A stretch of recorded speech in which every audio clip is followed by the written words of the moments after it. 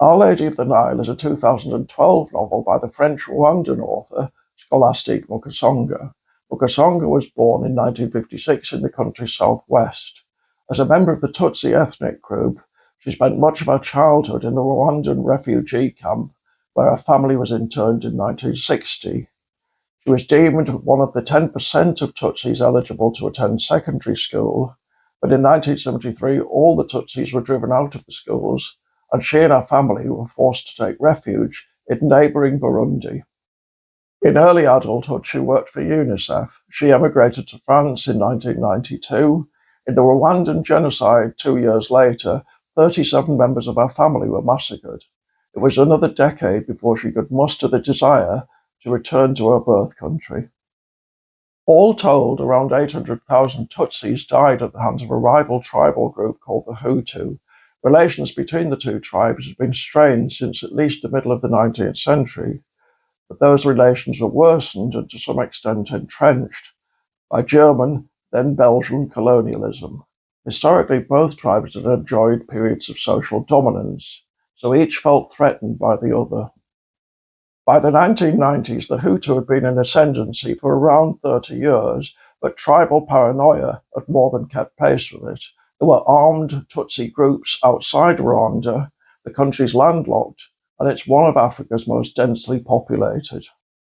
Our Lady of the Nile is about the run-up to the killings. It's set in a Roman Catholic girls' school, run mainly for the benefit of the national elites, army commanders, politicians, and diplomats, who are expected to secure good marriages for their daughters. Only two of the girls, Veronica and Virginia, are Tutsi, and they're mostly despised by the others.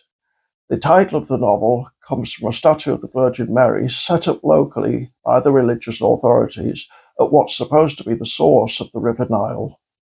The book presents a wide-ranging portrait of Rwandan society. There's far more in here than the anticipatory symptoms of a catastrophe.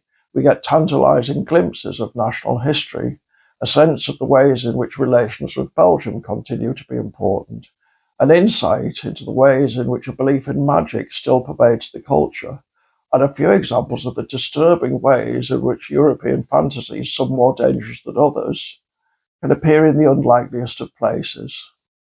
The book's biggest drawback is that the dialogue isn't particularly accomplished, particularly in the earlier sections, but that's a minor weakness.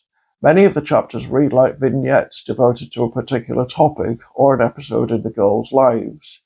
As a collection of short stories, we might have had The Egyptologist, Period Problems, The Girls Go to See the Gorillas, Frida and the Zairian Ambassador, and so on. Naturally, given the ending, it can't be a happy read, but Mukasonga never writes solely for the sake of shocking her readers. Of course, nothing can be as harrowing as the event itself, which is all too recent, and the author may have felt it didn't need revisiting. It's not as if it's likely to be forgotten anytime soon. This is an important book. It was written by someone with first-hand knowledge of the situation in Rwanda, both before and after the genocide, and who could easily, had events turned out slightly differently, have become just another of its victims. More than that, it's a timely reminder of the terrifying power of unbridled racial prejudice.